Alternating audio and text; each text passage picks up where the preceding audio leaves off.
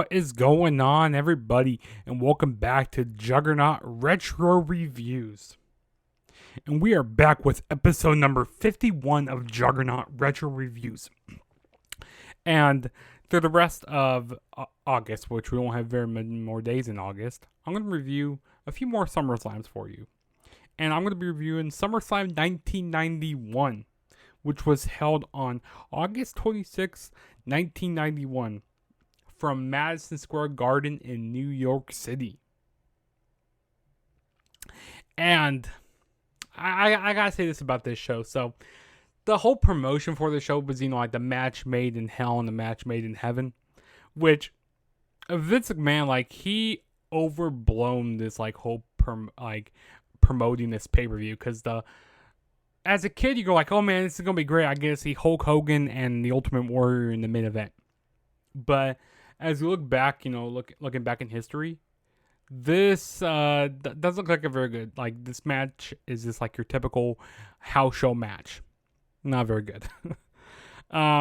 So this main event pay-per-view, this got blown out of proportion. It wasn't that good.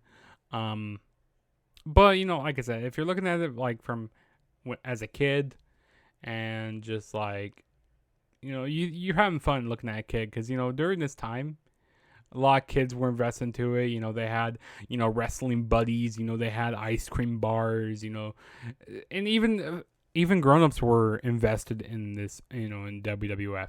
So this was, a very hot time in WWF. But let's quit wasting time and get started with this review. So, the first match that kicked off the show was a 6-man tag team match. We had Ricky the Dragon Steamboat, which it just says the Dragon on Wikipedia on here. I don't know why. But yeah, we have Ricky the Dragon Steamboat, the British Bulldog, and the Texas Tornado Kerry Von Erich. Going up against the Warlord, Power and Glory, Paul Roma, and Hercules. Which basically, Hercules is basically just a jacked up Stone Cold who's not as athletic and, doesn't have as much charisma as Stone Cold. And also Slick was in the corner of, Power and Glory here. This was a decent opener. I mean, I don't really have a whole lot to say about this match here. It was decent for what it was.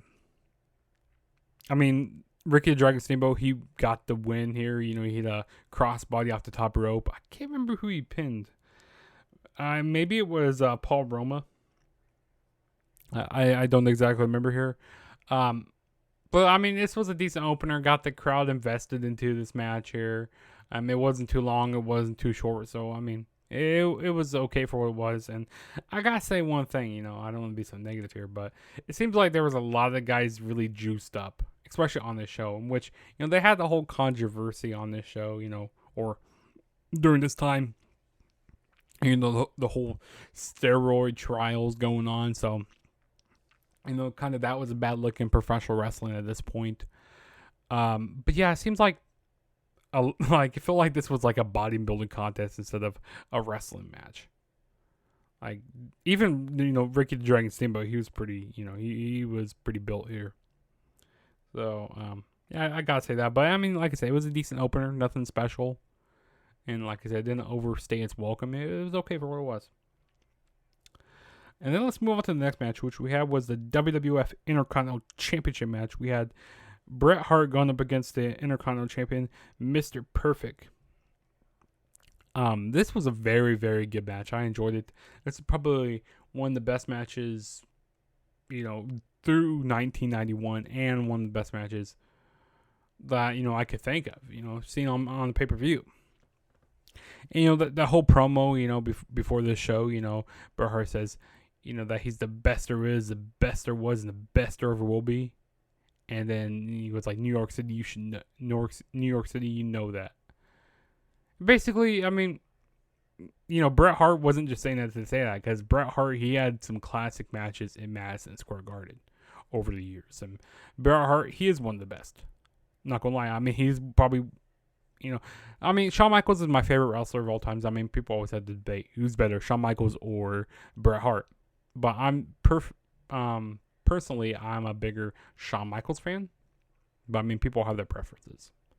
But Bret Hart's like a second to me. I mean, second to Shawn Michaels, in my opinion. But no, this match here was great. I enjoyed it. And even commentary on the show was good. You know, you had Roddy Piper, and then you had Bob the Brain Heenan, you know, being very biased. And also, Roddy Piper, he's being biased also. You know, he was very biased during a lot of this show. And then you had Gorilla Monsoon, you know, on commentary. So commentary was actually pretty decent and stuff. But no, this match with Bret Hart and Mr. Perfect, you know, very good technical match.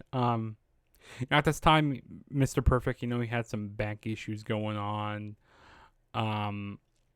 Like some lower back issues going on. Bret Hart even kicked out of the Perfect Plex, which I think that's one of the first times someone's ever kicked out of the Perfect Plex. And even when, you know, Bret Hart locked in the, you know, sharpshooter, it feels like, you know, Mr. Perfect tapped out right away, which, you know, sometimes wrestlers, you know, they drag out, you know, their submission way too long, and then they finally, you know, tap out. But no, yeah, Mr. Perfect, he submitted, you know, really early to Bret Hart, and this was the first time Bret Hart ever won the IC title. So I mean, this was pretty historic here. Sorry if I could talk right now. And the crowd was so much behind Bret Hart here.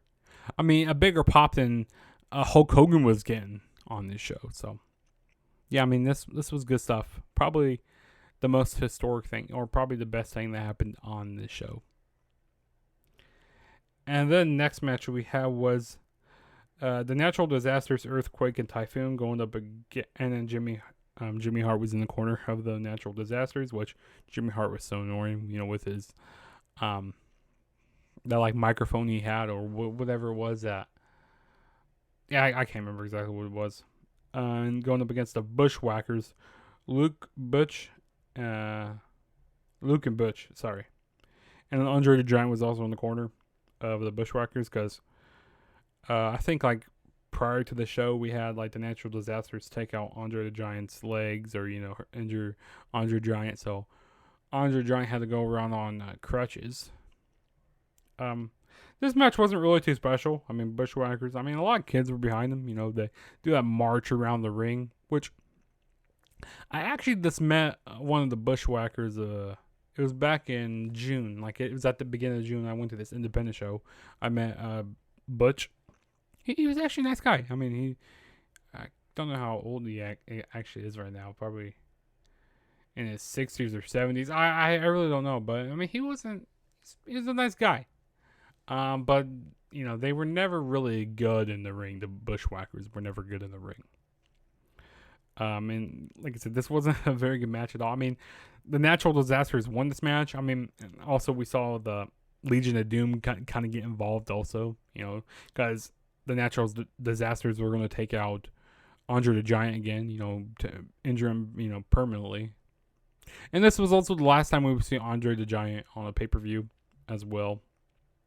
But yeah, Legion of Doom came out to save Andre the Giant at the end there. So yeah, I mean, this is kind of a skippable match here. It wasn't the greatest. And this whole show, you know, I mean, I have a few matches on here.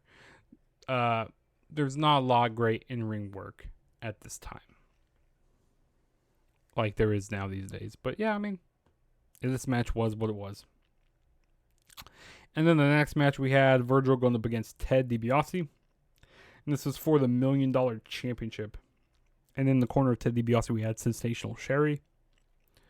Now, out of, you know, Virgil, you know, being with the $1 Million Man, people thought that, you know, Virgil wasn't a wrestler, or like he was only the $1 Million Man's like side person, or, you know, person to do the dirty work for. Yeah, so out of this feud, people don't remember Virgil that much. Like being like doing his like in-ring work and stuff.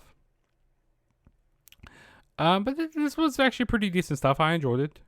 I mean, it kind of reminds me of Triple H and Batista and stuff, kind of that whole thing, you know, where, you know, Batista gets tired of doing Triple H's dirty work right here, and, you know, basically Virgil got tired of doing Ted DiBiase's dirty work and, shining up Ted DiBiase's shoes and, doing things, getting a limo for him and, stuff like that, being his valet.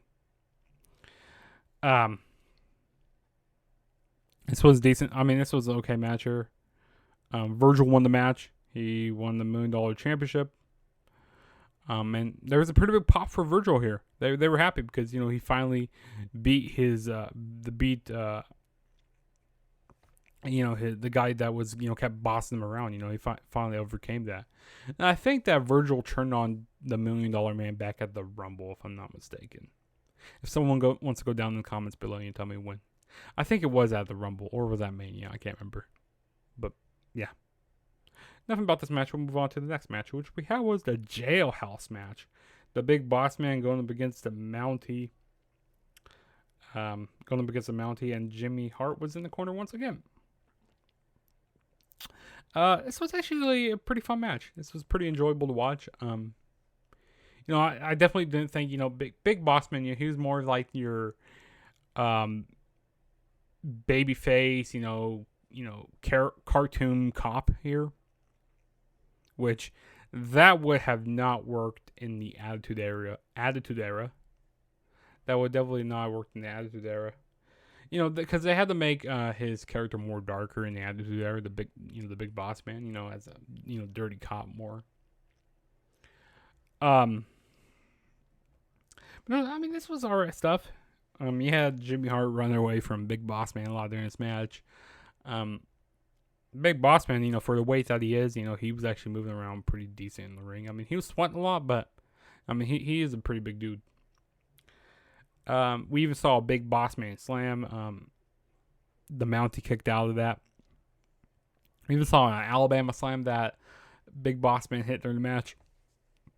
But yeah, ultimately, Big Boss Man will win, and then after the match, like the correction officers will come out, and they would, they would put the handcuffs on the Mountie, and take him to jail. Which it was pretty cool seeing throughout the night, him, going to jail and like interacting with people, like inmates in jail. Which I thought that was pretty interesting, where the Mountie was like refusing to go and stuff. So I like that whole interaction there. It was pretty interesting. You see him getting his fingerprints and see him take, the picture taken. So it's pretty interesting stuff that was going on there. But yeah, I mean, other than that, like I said, if we saw, Big Boss Man do that stuff, today, this stuff would not get over. And especially during the Attitude Era, that would have not gone over very well. Like his character would have been, like I said, during this time, a lot of characters were like very cartoonish, very, kind of like over the top characters. Very cartoony, I'll say that at this time. But hey, I mean, it was pretty cool stuff, something we never really seen before, like a jailhouse match. We're going to spend the night in jail. So, yeah. But we'll move on to the next match, which we have was the Legion of Doom, Hawk and Animal going up against the Nasty Boys, Brian Knobbs and Jerry Sags. With, once again, Jimmy Hart was in the corner. I feel like, during this time, managers, like you had the same managers managing a lot of the same, like different wrestlers, like Jimmy Hart, like Bobby the Brain Heenan, like they manage a lot of different wrestlers. And this was a street fight here for the WWF Tag Team titles. This was okay stuff here. I mean, the Legion of Doom, they won by the Doomsday Device to win the match here. It's okay stuff. The Legion of Doom, they got a huge pop when they came out, because these characters were, over the top, they come out with their like football spikes on, with their attire that they came out with. So I thought that was pretty interesting. I always liked the Legion of Doom, and the promos also. I enjoyed Hawk talking on the mic, he says, well, I don't do that as good as Hawk, but he does good talking on the mic. But yeah, it was nice to see the Legion of Doom win here, but other than that, there wasn't much else to this match. And then the next match we had was IRS Erwin R. Shyster. I always botch that name. going up against Greg the Hammer Valentine.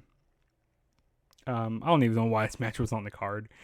Basically, Irwin or IRS. He was and no one was really ever a fan of IRS. No one ever really liked him because he was telling people to pay their taxes, do all this stuff here. Yeah, so no one really ever liked Irwin R. Shyster, IRS. And then also we had Greg the Hammer Valentine, which I don't remember ever seeing him as a face very much. This is one of the rare times I ever seen him as a face. And it was funny. Roddy Piper says something funny on commentary where he says, "We got the figure 4 going up against the W4." So I thought that was funny there. But this match, like I said, wasn't very good. The match ended by a roll up, which Greg the Hammer Valentine, he had his shoulder up, so technically, the match shouldn't have ended, but IRS won the match by a cheap roll up. Like I said, nobody was a fan of him. Nobody ever cheered him. Because, who likes to do their taxes? Nobody does. Nobody. But yeah. This was kind of... maybe the reason why they had this match here was, for like a placeholder, for until the main event. But, yeah. Either way, this match was not that good. And then the next match we had was a handicap match. We had Sid Justice as a special guest referee. So we had Hulk Hogan and the Ultimate Warrior going up against Sergeant Slaughter, General Adnan, and Cole, or some Mustafa, which is basically the Iron Sheik. This was basically your typical house show match. I mean, it was cool seeing, this, looking at this as a kid, looking at this on paper, going hey, this is going to be awesome here, this is like a dream team here, a dream team match here. This is going to be amazing. Seeing Hulk Hogan and Ultimate Warrior tagging up, it's going to be amazing stuff. But now as you look back, when you're older and stuff, man, this is not that good, when you see wrestling these days, you want better in-ring action and stuff. And at this time, you really weren't getting that. But no, this match wasn't that good. Your typical, like I said, your typical house show match where, and also Sergeant Slaughter, General Adnan, and Mustafa, or I'm trying to figure out his name again. His name, the Iron Sheik. Sorry. These guys were basically in their 50s and 60s. So they couldn't really move around like they used to in the ring. And they had the whole controversy with the Ultimate Warrior, where he was threatening to not no show at this pay-per-view. Because he wanted, to have his house paid off, and he wanted the same money, as Hulk Hogan was getting for WrestleMania 7. Because, there needs to be some equality, and, when you're in the main event, you would think that, be equal. You're getting the same amount of money, both wrestlers, because you have to put in both the work. But Vince McMahon didn't really see it like that, because Vince McMahon didn't see Ultimate Warrior as that, number one draw as Hulk Hogan. As Hulk Hogan was the number one draw. And basically, Ultimate Warrior, had this stigma in his mind where he thought that, he was the guy, but that wasn't only in his mind, because at least people can relate to Hulk Hogan a little bit more, and then people really couldn't relate to Ultimate Warrior that much because he was this out of this world character where he was talking about different universes and talking about Ram stuff in his promos. But, he was still, the number 2 behind Hulk Hogan. But the Ultimate Warrior wanted more of that. So he wrote a letter out to, Vince McMahon, where he was, no showing at some shows and stuff. And then, Vince McMahon agreed to that. Agreed to, giving him, paying off his house, giving him the same amount of money as Hulk Hogan, from that WrestleMania match. But, during this match, we saw Ultimate Warrior, he took a chair, and I don't remember who chased backstage, but he chased General Adnan and Mustafa, which, Iron Sheik. He chased them two backstage. And basically, that was the last time that we would see. Ultimate Warrior, because because Vince McMahon wrote out that letter that day of the show, where basically he got suspended, he got fired, right there when he went backstage. Because threatening to no show and holding WWE at ransom, basically. But the results of this match, we had Hulk Hogan throw some powder in the face of Sergeant Slaughter, and then Hulk Hogan hit the leg drop to get the 1-2-3. So the winners match were Hulk Hogan and the Ultimate Warrior. But the Ultimate Warrior, like I said, he got fired, during this match here. So he, but also, Ultimate Warrior, he tried to quit, but WWF refused it, or WWE refused it, to let him quit. So he had to sit out his contract and all that. But at the end of this match, we had Hulk Hogan and Sid Justice. They kind of, posed at the end of this match here, basically giving Sid Justice the rub and planting the seeds to some of the for their future matches that they will have. So, yeah, as a result of the match, we had Hulk Hogan and the Ultimate Warrior won, and like I said, this was not a very good main event. When you're looking at it from in ring wise, this was not very good at all. And then after this, we had the wedding of Macho Man and Miss Elizabeth. Saw them get married. Nothing really else to say about that. I mean, it was cool. Cool seeing that. That was your match made in heaven. And this match here with Hogan, the Warrior, and Sergeant Slaughter, General Adnan and Iron Sheik was basically the match made in hell. That was how the show was promoted. The match made in hell and the match made in heaven. But yeah, that was my SummerSlam 1991 review. Like I said, looking at it from in-ring wise on the show was not the greatest. But if I had to definitely pick out something that you should definitely check out on the show, you should definitely check out the Bret Hart and Mr. Perfect match. Definitely check out that match. That's definitely a must-see on the show. Even the Jailhouse match was fun watching also. Fun seeing that throughout the night. And the main event, it's cool seeing Warrior and Hogan tag up, but it just kind of leaves a sour taste in your mouth, with the whole controversy that's going on, with Warrior and all that, and, the whole steroid use, and, yeah, it just left a sour taste in your mouth at the end of the show. But yeah, don't forget to follow me on all my social media platforms.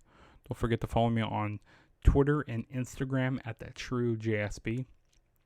And also, if this is your first time ever checking out my channel, hit that like button, hit that subscribe button, and also turn on my post notifications to be notified every time I make a new video.